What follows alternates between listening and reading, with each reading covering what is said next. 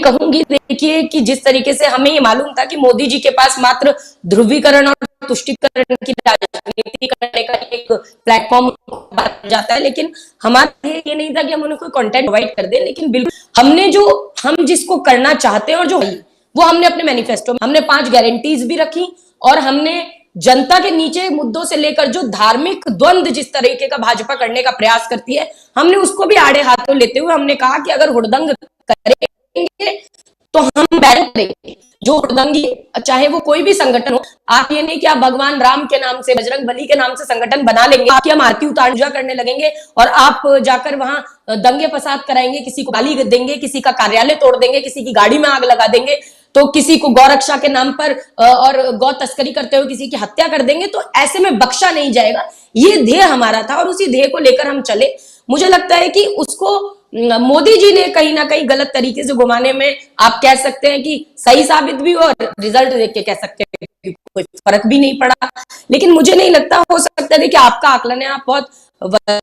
है इस फील्ड में, आपका आकलन गलत नहीं कह सकती मैं, कि आपने जो आकलन किया है कि हो सकता है बेंगलुरु स्पेशली बताई, हो सकता है उसमें रहा हो, और मैं मानती हूँ कि हो सकता है कि इस चीज का असर भी पड़ा हो। लेकिन मुझे जो ऑल ओवर मैं देख रही थी, तो लोग वहां समझ रहे थे कि भाजपा के पास अब कुछ बचा नहीं है, इसलिए मोदी जी आके कहते हैं भाई मुझे 51 गाली दी गई, तो मतलब पीएमओ के पास अब यही काम रह गया है कि अपनी गालियों की लिस्ट बना रहे हैं वो।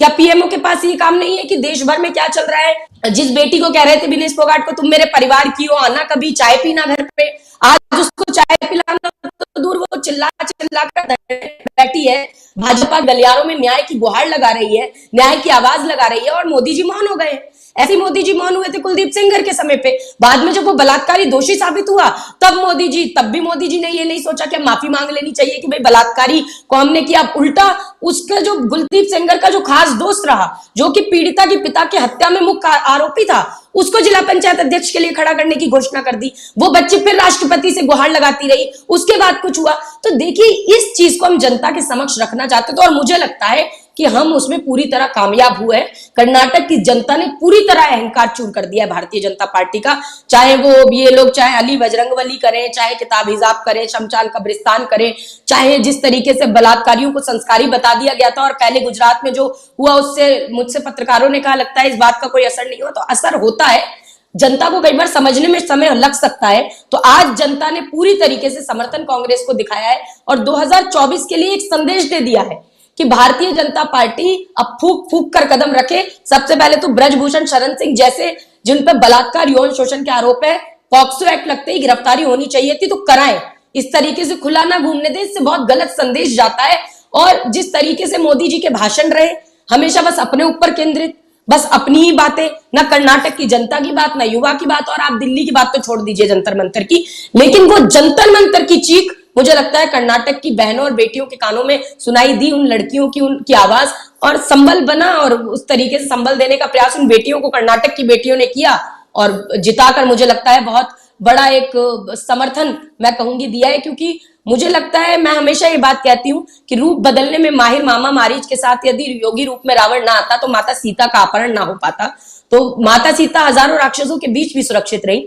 लेकिन आज मोदी मामा और योगी राज में सीता माता की बेटियां सुरक्षित नहीं है, और उन्हीं सीता माता की बेटियों ने और बजरंग बली ने खासकर आशीर्वाद दिया है कांग्रेस पार्टी को। और आज आप देख सकते हैं, और जो आंकड़ा आप डीबी लाइव लगातार एग्जिट पोल में दिखाता आया, और लगातार डीबी लाइव ने कहा कि भाई ये हमारा एग्जिट पोल है, एग्जिट पोल में तब्दील हो सकता है, तो मैं बधाई दूंगी आदरणीय राजीव रंजन जी को भी कि आपका जो एग्जिट पोल था इतना सटीक साबित हुआ है कि आप एग्जिट पोल में आज तब्दील हुआ है। और हमारे लिए बहुत खुशी की बात है कि आपने हमारे पक्ष में जिस तरह का सर्वे किया और किस तरह से हमारे पक्ष में लोग निकल कर आए, तो वो मैं लगातार आपके, जब आप कर्नाटक टूर पे थे तब भी देखती थी। आपके चैनल के प्रति तो प्यार देखा ही मैंने, आपके प्रति स्नेह लोगों का देखा मैंने, लेकिन कांग्रेस पार्टी के लिए भी स्नेह छलक छलक कर आता था लोगों का, तो वो देखकर बहुत खुशी होती है। तो मुझे लगता है आज मैं आप लोगों की सबकी बधाई भी लेती हूँ। इतना थक गए हैं हम सुबह से मिठाइयां खा के, और मुझे लगता है ये दौर 2024 तक चलना चाहिए। हम थकने के लिए तैयार है, मेहनत करने के लिए तैयार है, धूप में दौड़ने के लिए तैयार है, लेकिन मुझे लगता है इस अहंकारी सत्ता को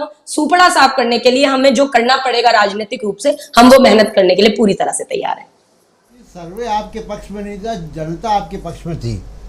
वो सर्वे नहीं, जनता पक्ष में थी, इसलिए सर्वे पक्ष में दिखाई दिया। लेकिन कई बार ऐसा ऐसा ऐसा होता है, नहीं नहीं, मेरा कहने का आपने गलत तात्पर्य निकाल लिया आदरणीय। मेरा कहने का मतलब यह है कि जो इनके सर्वे में पक्ष दिखाई दिया हमें, वो एग्जिट पोल में तब्दील हुआ। कई बार एग्जिट पोल गलत भी साबित होते हैं, लेकिन मुझे लगता है जनता का इतना प्यार लगा, जिसे राजीव जी का जो चैनल है और जो उनकी जो एजेंसी ने किया है, वो उसे सही रूप से दिखाने में बहुत शानदार तरीके से सफल हुई है। ये मैं अपने स्पष्ट शब्दों में कहना चाहती हूँ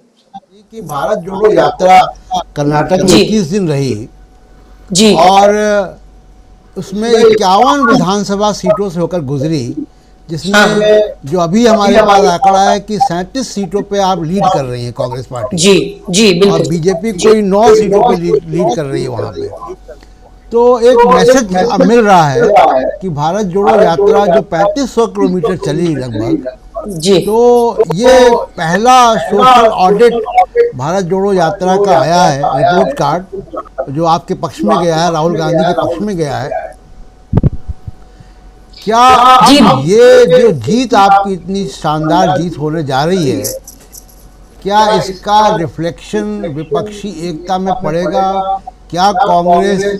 अकेले जाना चाहेगी? क्या नए टर्म्स एंड कंडीशंस आएंगे कॉमन मिनिमम प्रोग्राम में? कोई किसको लेंगे किसको नहीं लेंगे, कुछ ज़्यादा कांग्रेस इस पे सोचेगी, या जिस तरीके से अभी मामला चल रहा है कि जो भी आए वो तंबू के अंदर ले लें? नहीं, देखिए, मुझे लगता है अभी विपक्षी एकता की तो आवश्यकता बिल्कुल है। और आवाज आ रही है ना मेरी?